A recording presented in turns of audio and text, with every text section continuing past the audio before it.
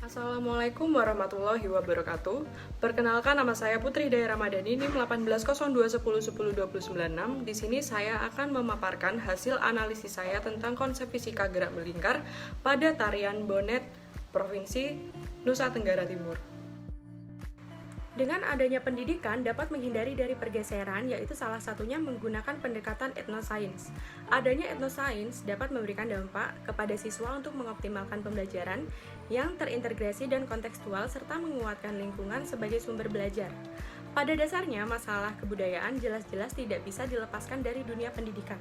Salah satu pendekatan ilmiah yang disarankan dalam pendidikan di Indonesia adalah etnosains, yaitu pengetahuan atau ilmu asli yang berbentuk bahasa, adat istiadat, budaya, dan moral sebagai bentuk teknologi yang diciptakan oleh masyarakat atau orang tertentu yang mengandung pengetahuan ilmiah.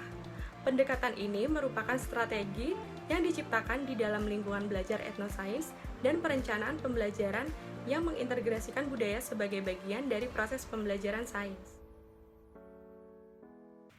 Tari Bonnet, Nusa Tenggara Timur. Tari Bonnet merupakan salah satu tarian tradisional yang berasal dari Provinsi Nusa Tenggara Timur. Tarian ini dianggap sebagai tarian yang paling tua masyarakat suku Dawan yang merupakan suku terbesar di Pulau Timur bagian barat. Tarian ini melambangkan semangat serta kebersamaan. Secara etimologis, kata bonnet berasal dari rangkaian kata dalam bahasa Dawan yaitu na bonnet yang memiliki arti mengepung, mengelilingi, mengurung, dan melingkar.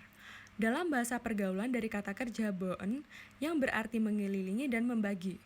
Kata ini sinonim dari kata fun atau nafun, misalnya dalam ungkapan asu bon metan yang memiliki arti anjing mengelilingi musang. Toktol bonnet artinya duduk dalam bentuk lingkaran. Dari makna tersebut dapat dikatakan bonnet maksudnya adalah membungkus atau dibungkus. Dalam konteks tarian bonnet dapat diartikan sebagai tarian atau menari dalam bentuk lingkaran. Tari Bonnet dalam masyarakat Dawan pada zaman dahulu diselenggarakan sebagai suatu tarian yang dipakai ketika masyarakat ingin meminta perlindungan dari Tuhan, supaya Tuhan menjaga hubungan atau relasi yang sudah dibangun di antara mereka. Selain itu, meminta pertolongan dan perlindungan kepada Tuhan untuk kesuburan tanah, jagung, dan tanaman lainnya hingga panen di tahun berikutnya. Namun dengan berjalannya waktu, tarian ini yang menggunakan alat bantu pertunjukan berupa lesung dan palu digelar dalam situasi apapun.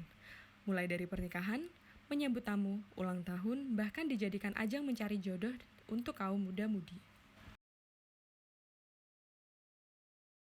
Tuturan atau syair pada tarian ini membentuk satuan-satuan berupa penggalan yang ditandai dengan jeda. Satuan-satuan itu membentuk bait dengan jumlah lariknya yang tidak selalu sama.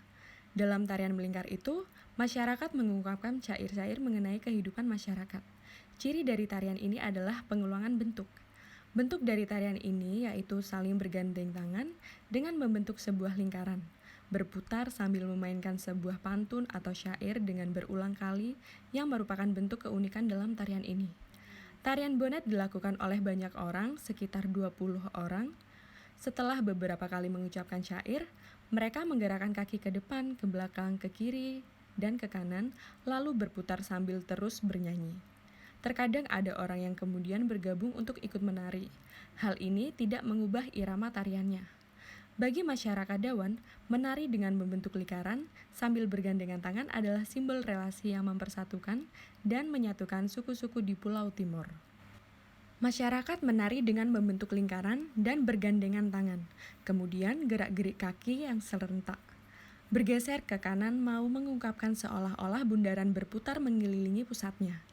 Tarian bonnet memiliki pola lantai lingkaran, yaitu dengan posisi lingkaran yang dibuat oleh penari dengan saling berhadapan.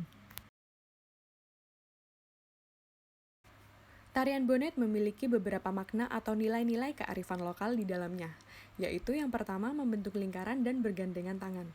Makna lain dalam tarian melingkar dan bergandengan tangan adalah mengungkapkan bahwa dalam kehidupan masyarakat Dawan harus ada rasa cinta kasih, hidup dalam kegotong royongan, saling menolong dalam suka maupun duka. Dan hal-hal inilah yang selalu hidup oleh masyarakat Dawan dimanapun mereka berada.